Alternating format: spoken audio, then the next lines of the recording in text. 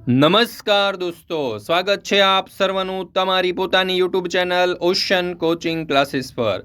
મિત્રો, ધોરણ 7ની સ્વાધ્યાય પોથીના ભાગ 4ની અંદર હિન્દી વિષયનો જે પાઠ નંબર 8 આપેલો છે દોહા અષ્ટક, તેનું સંપૂર્ણ સોલ્યુશન આપણે આ વિડીયોની અંદર જોવાના છે। મિત્રો, આપણી આ ચેનલ ઉપર ધોરણ 7ની આ જે સ્વ અધ્યયન પોથીનો ભાગ 4 છે તેના દરેક વિષયના અને દરેક પાઠના સોલ્યુશન ના વિડીયો અને પીડીએફ મુકાઈ ચૂક્યા છે, તો જરૂરથી આ સ્વાધ્યાય પોથીના સોલ્યુશન છે તેનો અભ્યાસ કરી લેજો તમારી પરીક્ષાની તૈયારી માટે, અને આ સ્વાધ્યાય પોથીના ધોરણ 7ના ભાગ 4ના લખાણ માટે અને અભ્યાસ માટે પણ તમને ખૂબ જ ઉપયોગી થશે।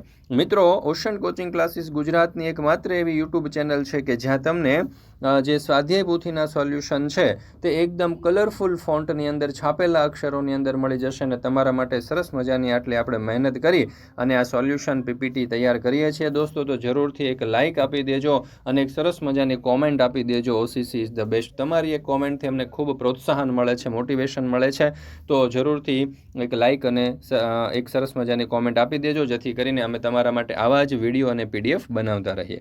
ચાલો દોસ્તો, તો શરૂ કરીએ। ધોરણ 7 स्वाध्याय पोथी भाग 4 विषय हिंदी पाठ 8 एमा प्रश्न नंबर 1, सही विकल्प चुनकर बॉक्स में सही का निशान कीजिए। पहलो सवाल, शब्दार्थ की गलत जोड़ पहचानिए, तो जवाब आवशे सुजानी अने मूर्ख। बीजू, लोह भस्म हो जाना मुहावरे का सही अर्थ होता है कठिन चीज का भी नाश होना। त्रीजू, तरुवर का समानार्थी शब्द है पेड़। चौथू, अनाज फटकने का छाज शब्द समूह के लिए एक शब्द कौन सा है, तो जवाब आवशे सूप। पांचमू, पथिक को खजूर के फल नहीं मिलते क्योंकि, जवाब आवशे वे बहुत ऊंचाई पर लगते हैं। छठू, रहीम के मतानुसार बड़ों से प्रभावित होकर, जवाब आवशे छोटों की उपेक्षा नहीं करनी चाहिए। मित्रों, धोरण 3 થી 10ની જે નવી સ્વ અધ્યયન પોથી છે 2025-26ની, તેના તમામ વિષયના કલરફુલ સોલ્યુશનની પીડીએફ તમે વોટ્સઅપ પર પણ મેળવી શકો છો। વોટ્સઅપ પર પીડીએફ મેળવવા માટેનો નંબર છે 70 46 22 22 54, અને આ જે નંબર છે બરાબર, તેના ઉપર તમે કોન્ટેક્ટ કરી સંપર્ક કરી અને આ પીડીએફ મેળવી શકો છો। અથવા તો આપણી એપ્લિકેશન જે છે તેનું નામ છે ઓશન કોચિંગ ક્લાસીસ। આ એપ્લિકેશન ડાઉનલોડ કરી અહીંયાથી જ તમે આ સોલ્યુશન જે છે તેના કલરફુલ સોલ્યુશનની પીડીએફ મેળવી શકો છો। લિંક તમને નીચે ડિસ્ક્રિપ્શન બોક્સની અંદર મળી જશે। ત્યાર પછી છે પ્રશ્ન નંબર 2, પ્રશ્નો के उत्तर लिखिए। એમાં પહેલો સવાલ, तुलसीदास ने गरीब की हाई के लिए कौन सा उदाहरण दिया है। जवाब, गरीब की हाई के लिए लुहार की धोकनी का उदाहरण दिया गया है। धोकनी मरे हुए जानवर के चमड़े से बनती है। धोकनी से निकली हुई हवा आग को तेज करती है, उससे लोहा भी भस्म हो जाता है। गरीब की हाय धोकनी से निकली हुई हवा की तरह होती है, वह बद्दुआ बनकर हमारा सर्वनाश कर देती है। बीजू, आप गरीब लोगों की मदद कैसे कर सकते हैं, तो जवाब, हम गरीब लोगों के बच्चों को पढ़ाकर उनकी मदद कर सकते हैं। हम पढ़ाई में आने वाली उनकी समस्याएं दूर करें। त्रीजू, आप अपनी संपत्ति का उपयोग कैसे करेंगे। जवाब, हमें अपनी संपत्ति का योग्य तरीके से उपयोग करना चाहिए, उससे हमें गरीब और ज़रूरतमंद लोगों की सहाय करनी चाहिए। चौथू, साधु पुरुष में कौन से गुण होने चाहिए। साधु पुरुष में सत्यनिष्ठा, धैर्य, दयालुता, विद्या, ज्ञान, संयम, पुरुषार्थ और धर्म का पालन आदि जैसे गुण होने चाहिए। हमें सबसे हिल मिलकर क्यों रहना चाहिए, तो उत्तर, हिल मिलकर रहने से आपस में प्रेम भाव बढ़ता है, किसी से वैर विरोध नहीं होता, सब एक दूसरे को सहयोग देते हैं। तुलसीदास जी इसलिए नदी और नाव के संयोग की तरह सबसे हिल मिलकर रहने के लिए कहते हैं। छठू, कबीर ने बड़े लोगों के बारे में क्या बताया है। कबीर ने बड़े लोगों के बारे में बताया है कि बड़े लोग खजूर के पेड़ की तरह होते हैं। खजूर का पेड़ बड़ा है, पर उससे बड़े होने से क्या लाभ, उससे मुसाफिर को फल या छाया नहीं मिलती। इस प्रकार बड़े लोग यदि किसी को उपयोगी नहीं होते तो उनका कोई महत्व नहीं। प्रश्न नंबर 3, दोहों का भावार्थ लिखिए। साधु ऐसा चाहिए जैसा सुप सुभाए, सार सार को गति रहे थोथा देह उड़ाए। तो एनो भावार्थ કંઈક આ પ્રમાણે છે। कबीर जी कहते हैं कि साधु का वेश धारण करने से ही कोई साधु नहीं बन जाता। साधु वह है जिसकी बुद्धि शुद्ध हो, जिसमें विवेक हो। साधु का स्वभाव सूप के समान होना चाहिए। सूप अनाज को अपने पास रख लेता है और कचरे को बाहर फेंक देता है। सच्चा साधु विज्ञान की बातें ग्रहण करता है और व्यर्थ की बातों में वह दिलचस्पी नहीं लेता। बीजो सवाल, तुलसी हाय गरीब की कबहू न खाली जाए। मुए ढोर के चाम से लोह भस्म हो जाए। तो एनु કંઈક આ રીતે થશે। तुलसीदास जी कहते हैं कि गरीब को कभी नहीं सताना चाहिए, गरीब की हाय लेने से हमारा नुकसान होता है। जब मरे हुए पशु के चमड़े से बनी धोकनी से लोहा जल जाता है तो जिंदा व्यक्ति की हाय क्या नहीं कर सकती, वह तो सताने वाले का सर्वनाश ही कर देती है। इसलिए किसी गरीब को सताना नहीं चाहिए और उसकी हाय कभी नहीं लेनी चाहिए। ત્યાર પછી ત્રીજો સવાલ, रही मन देखी बड़े न को लघु न दीजिए डारी, जहाँ काम आवे सुई कहाँ करे तलवारी। तो लोगों के टाँट बाँट से प्रभावित होकर साधारण लोगों की उपेक्षा करने लगते हैं। रहीम जी कहते हैं कि बड़े लोगों से प्रभावित होकर सामान्य लोगों से मुंह मोड़ना अच्छा नहीं है। युद्ध में तलवार भले काम की हो, पर कपड़े सीने के लिए तो छोटी सुई ही काम आती है। जो काम छोटे कर सकते हैं यह बड़े नहीं कर सकते, इसलिए समाज में छोटों का भी महत्व है, हमें उनसे मुख नहीं मोड़ना चाहिए। प्रश्न नंबर 4, निम्नलिखित दोहों का गान कीजिए और समझिए।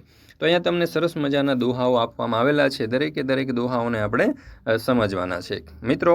ત્યાર પછી તમે જોઈ શકો છો કે અહીંયા ધોરણ 6 થી 8ની આપણે ગણિત વિજ્ઞાન અંગ્રેજી અને સામાજિક વિજ્ઞાન જેવા અઘરા વિષયોની પોટેટો બેચ આપણે લોન્ચ કરેલી છે। અને આ જે પોટેટો બેચ છે તેમાં તમને દરેકે દરેક ધોરણના recorded lecture, live doubt session, PDF, MCQ test, પ્રથમ સત્રાંત અને દ્વિતીય સત્રાંત પરીક્ષાના પેપર, વોટ્સઅપ સપોર્ટ, આ દરેકે દરેક વિગતો જે છે, વસ્તુઓ છે તમને મળી જવાની છે। અને માત્ર 499 રૂપિયા આખા વર્ષની પ્રાઇસ છે। તો મિત્રો જરૂરથી આપણો કોન્ટેક્ટ નંબર છે 7046222254, આ નંબર ઉપર કોન્ટેક્ટ કરી સંપર્ક કરી અને તમે જોડાઈ જજો, વધારે માહિતી મેળવી લેજો। આપણી એપ્લિકેશન છે ઓશન કોચિંગ ક્લાસીસ ઉપર તમે આ જે કોર્સ છે તેમાં જોઈન્ટ થઈ શકશો। દરેક વિદ્યાર્થીઓ મિત્રો માટે ખૂબ જ ઉપયોગી થશે, તો અવશ્ય એક વખત જોડાવું। प्रश्न नंबर 5, निम्नलिखित भावार्थ वाले दोहे को प्रश्न 4 में से ढूंढकर लिखिए। पहलू, जिस स्थान में आपके जाने से लोग खुश नहीं होते और उनकी आंखों में आपके लिए स्नेह न हो, वहाँ सोने की बारिश हो तब भी हमें नहीं जाना चाहिए। तो आ रीते कंईक आवशे। आवत ही हर्षे नहीं नैनन नहीं सने, तुलसी तहाँ न जाइए कंचन बरसे में।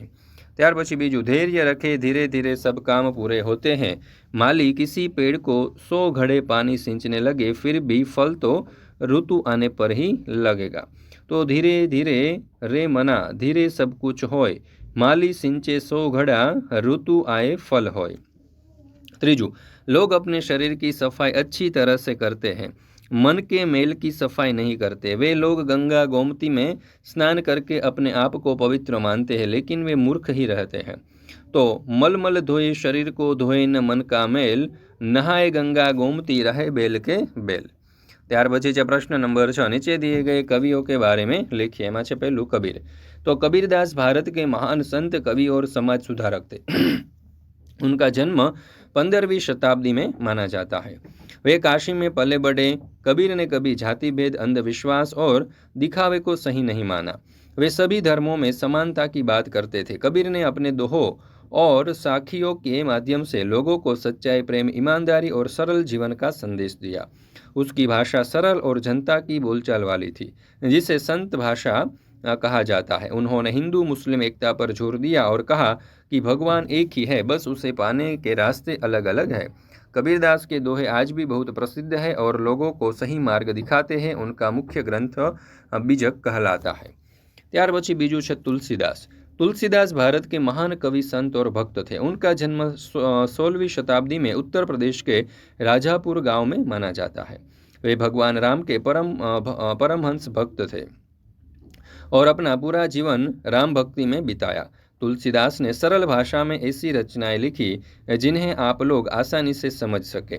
उनकी सबसे प्रसिद्ध रचना रामचरितमानस है, जिसमें उन्होंने श्री राम के जीवन का बहुत सुंदर वर्णन किया है। यह पुस्तक आम लोगों में बहुत लोकप्रिय है। उनकी भाषा सरल, सहज और भावपूर्ण होती थी।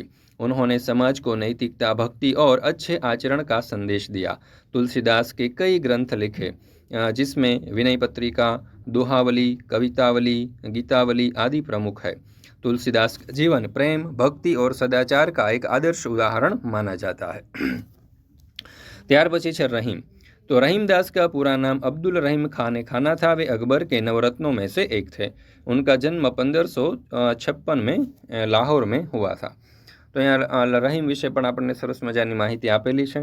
ત્યાર પછી છે પ્રશ્न नंबर 7, विलोम शब्द की सही जोड़ का मिलान करके दोनों शब्दों का वाक्य प्रयोग कीजिए। અ અને બ અહીંયા તમને બંને આપવામાં આવેલા છે, બરાબર। એમાં જો આદર તો અનાદર અને પછી વાક્ય પ્રયોગ પણ આપેલો છે। તો એવી રીતે આપણે બીજો શબ્દ છે સ્વકાજ, તો એનો વિરુદ્ધાર્થી થશે પરકાજ અને વાક્ય આ રીતે બનશે, स्वकाज काम तो सब करते हैं, हमें परकाज काम भी करना चाहिए। ત્યાર પછી છે બુરાનું વિરુદ્ધાર્થી ભલા, વાક્ય પ્રયોગ हमें बुरे लोगों से दूर रहना चाहिए અને અહીંયા ભલાનું થશે વહ ભલા આદમી હૈ। प्रेमનું વિરુદ્ધાર્થી થશે નફરત, તો વાક્ય પ્રયોગ આ રીતે આવશે, प्रेम मन को शांति और खुशी देता है, नफरत इंसान को अंदर से कमजोर बना देती है। सत्यનું વિરુદ્ધાર્થી થશે असत्य, વાક્ય પ્રયોગ આ રીતે આવશે, हमें सत्य बोलना चाहिए, हमें असत्य नहीं बोलना चाहिए। मृतનું થશે जीवित, वाक्य प्रयोग, मृत पेड़ को काटकर उसकी जगह नया पौधा लगाया गया અને જીવિતનું આ રીતે થશે, जीवित प्राणियों को भोजन पानी और हवा की आवश्यकता होती है।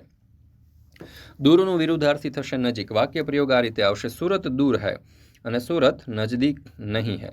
બડાનું વિરુદ્ધાર્થી થશે છોટા, વાક્ય પ્રયોગ આવશે, આરવ મેરા બડા ભાઈ હે અને અહીંયા થશે આરવ મેરા छोटा भाई नहीं है। ત્યાર પછી છે પ્રશ્ન નંબર 8, वाक्यों में रेखांकित शब्द प्रश्नवाचक और संबंधवाचक सर्वनाम है, उन्हें नीचे दी गई तालिका में वर्गीकृत कीजिए। वह कौन जा रहा है, जैसा बाप वैसा बेटा, आप क्या देख रहे हैं, किसने कहा आज दीपावली है, जिसकी लाठी उसकी भैंस, जो मेहनत करेगा वो सफलता पाएगा, जो ध्यान से पढ़ेगा वह उत्तीर्ण होगा, यह किसका घर है, पहला इनाम किसे मिला था, जिसने प्रश्न किया उसने ही उत्तर दिया। तो यहाँ प्रश्नवाचक सर्वनामમાં कौन, क्या, किसने, किसका અને कैसे। સંબંધવાચક સર્વનામના આવશે जैसा वैसा, जिसकी उसकी, जो वो जो वह અને जिसने उसने। ત્યાર પછી છે પ્રશ્ન નંબર 9, आप संयुक्त कुटुंब में रहना चाहोगे या विभक्त कुटुंब में, क्यों। तो मैं संयुक्त परिवार में रहना पसंद करूंगा क्योंकि संयुक्त कुटुंब में घर के सभी सदस्य एक साथ रहते हैं, दादा दादी, माता पिता, भाई बहन, चाचा चाची आदि। ऐसे घर में प्यार, सहयोग और सुरक्षा ज़्यादा होती है। जब घर में कई लोग होते हैं तो मुश्किल समय में सभी साथ देते हैं। बच्चों को बड़ों से संस्कार और अच्छी आदतें मिलती है। घर का काम भी सभी मिलकर करते हैं। त्योहार और खुशियाँ साथ मनाने का आनंद 2 गुना हो जाता है। हालांकि विभक्त परिवार में भी शांति और सुविधा मिल सकती है, पर संयुक्त परिवार में साथ रहने का आनंद और अपनापन ज़्यादा महसूस होता है। इसलिए मेरी राय है कि संयुक्त कुटुंब में रहना अधिक अच्छा है। प्रश्न नंबर 10, परिभाषा पूर्ण कीजिए। वाक्य में संज्ञा के बदले जो शब्द प्रयुक्त होते हैं उसे प्रश्नवाचक सर्वनाम कहलाते हैं। उदाहरण कौन, किस, क्या, किसने। वाक्य में संबंध बनाने वाले सर्वनाम को संबंधवाचक सर्वनाम कहते हैं। उदाहरण जैसा वैसा, जो वह जिनकी उनकी। મિત્રો ધોરણ 3 થી 12ની કોઈ પણ પ્રકારની પીડીએફ અને પીપીટી તમારે જોઈતી હોય તો એ તમને મળી જવાની છે, સ્વ અધ્યયન મળી જશે ઓશન કોચિંગ ક્લાસીસ પરથી। જેમ કે તમારી સ્વ અધ્યયન પોથીના સોલ્યુશન છે, સમજૂતી પ્લસ સ્વાધ્યાય છે, ગાલા સ્વાધ્યાય પોથી, પ્રોજેક્ટ પ્રવૃત્તિ, પ્રયોગ પોથી, ભૂગોળ પોથી, અંગ્રેજી ગ્રામર, યુનિટ ટેસ્ટ, આઈએમપી પ્રશ્નો, અસાઇનમેન્ટ કે કોઈ પણ પ્રકારના સોલ્યુશનની પીડીએફ મળી જશે। વોટ્સઅપ પર પણ પીડીએફ અને પીપીટી મેળવવા માટે અત્યારે જ સંપર્ક કરો 70 46 22 22 54 નંબર ઉપર, અથવા તો આપણે એપ્લિકેશનનું નામ છે ocean coaching classes, application download કરીને અહીંયાથી પણ તમે આ સોલ્યુશનની પીડીએફ અથવા તો પીપીટી મેળવી શકો છો। તો દરેક વાલીઓ, વિદ્યાર્થીઓ અને શિક્ષક મિત્રોએ અવશ્ય ધોરણ 7ના હિન્દી વિષયની સ્વાધ્યાય પોથીના ભાગ 4ના આ જે પાઠ નંબર 8 છે તેના સચોટ અને સંપૂર્ણ સોલ્યુશનના વિડીયો આપણી ચેનલ ઉપર મુકાઈ ચૂક્યા છે, તો જરૂરથી તેનો અભ્યાસ કરી લેવો।